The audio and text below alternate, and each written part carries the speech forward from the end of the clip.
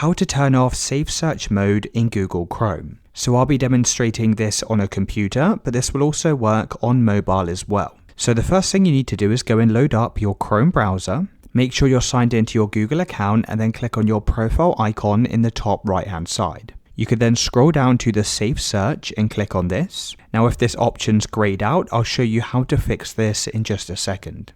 Now from this page, you need to make sure Safe Search is turned off and disabled like this. And once you have this feature turned off, you'll see all search results, including explicit results.